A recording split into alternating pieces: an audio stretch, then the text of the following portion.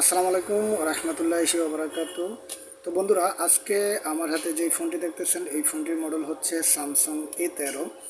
তো আমরা এই ফোনটিতে মেজরিটি একটা প্রবলেম পেয়েছি, যে প্রবলেমটি আসলে অনেকজনে এই কাজগুলো করতে গেলে অনেক প্রকার প্রবলেম হচ্ছে।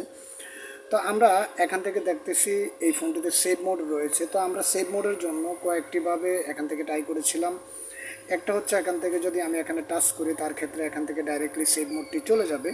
তো আমরা এভাবে এখান থেকে চেক করেছিলাম। আরও একটি অপশান হচ্ছে গিয়ে আমরা এখান থেকে যদি পাওয়ার বাটনে এখান থেকে চাপ দিয়ে ধরে রাখি, তারপর এখানে যদি ধরে রাখি এখান থেকে রিস্টার্ট করেও দেখেছিলাম। তারপরে এখান থেকে এই সেভ মোডটি কোনোভাবেই এখান থেকে রিমুভ হচ্ছে না। তো আসলে এটিকে কিভাবে রিমুভ করা যায়, তাছাড়া আমি আরও কয়েকটা এখান থেকে সিস্টেম দেখেছিলাম। সেটা হচ্ছে গিয়ে আমরা যেমনটা জানি ভলিউম মাইনাস পাওয়ার বাটন ধরলে একসাথে ধরলেই এখান থেকে সেভ মোড আসে। তো আমি এখান থেকে পুরো বোর্ডটিকে এখান থেকে এক্সট্রা করে রেখেছিলাম, তারপরেও এখান থেকে সেভ মোডটি যায়নি। তো আমরা এই মুহূর্তে এই ফোনটিকে এখান থেকে ফ্যাক্টরি রিসেট করব।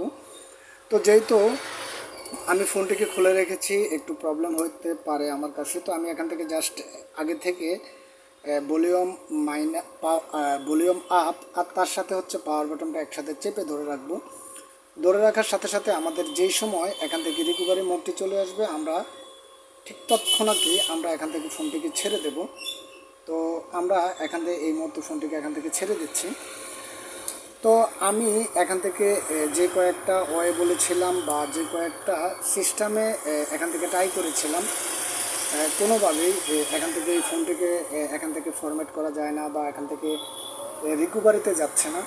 তো তার জন্য আমরা এখান থেকে এই ফোনটিকে এখান থেকে চার্জিং কেবলটিও লাগিয়ে নিই। আমি আপনাদেরকে যেমনটা দেখিয়েছিলাম, এখান থেকে যদি আমরা রিবুট করি, রিবুট করলেও অনেক ক্ষেত্রে দেখা যায় কি এখান থেকে যে সেভ মোডগুলো রয়েছে স্যামসাংয়ের, জাস্ট সেভ মোডের মধ্যে টাচ করলেই অটোমেটিকলি এখান থেকে এই সেভ মোডগুলো চলে যায়। তো আসলে যে স্যামসাং বর্তমানে যে আপডেট ফোনগুলো রয়েছে, আসলে এই ফোনগুলো অনেক ক্ষেত্রে যায় না। অনেক ক্ষেত্রে এই ফোনগুলোকে বিভিন্ন ওয়েতে এখান থেকে ডাটা ক্লিয়ার করা লাগে, হয়তো বা ফ্যাক্টরি রিসেট মারা লাগে। তো আমরা এই মুহূর্তে এখান থেকে ফোনটিকে আমরা এখান থেকে রিবুট করেছি। তো আমরা রিবুট করার মাধ্যমে দেখব আসলে আমাদের এখান থেকে আমরা যদি এখনও দেখি এখানের মধ্যে এখনও সেভ মোডটি রয়েছে।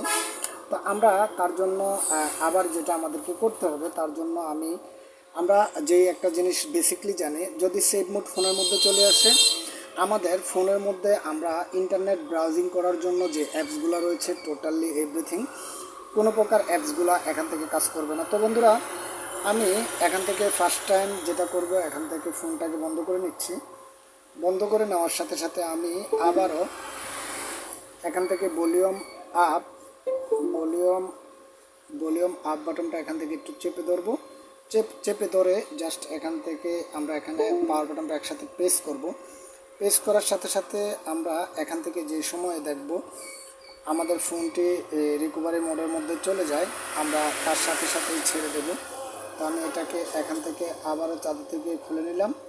খুলে নেওয়ার সাথে সাথে আবার এটাকে এখানে চার্জের মধ্যে ইন করব। ইন করার সাথে সাথে আমরা এখান থেকে ভলিউম আপ আর হচ্ছে গিয়ে পাওয়ার বাটন একসাথে চেপে ধরে রাখবো। তো এভাবেই এই ফোনগুলোকে এখান থেকে ট্রাই করা যেতে পারে, কেননা আর অন্য যতগুলো ওয়ে ছিল সম্পূর্ণ সকাল প্রকার সিস্টেমগুলো আমি এখান থেকে একটু একটু করে দেখেছি।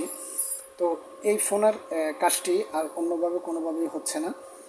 তো আমরা এখান থেকে এটাকে রিকভারি করার জন্য এখান থেকে আবারও ট্রাই করতেছি। যদি এভাবে না হয় তার ক্ষেত্রে আমরা ডাইরেক্টলি ফোনটিকে এখান থেকে ফরম্যাট করে দেব। ফরম্যাট করে দিলে আশা করি এখান থেকে টোটালি আমাদের যে এভরিথিং প্রবলেমটি এখান থেকে চলে যাবে। তো সবাইকে অসংখ্য ধন্যবাদ ভিডিওটি ওয়াচ করার জন্য।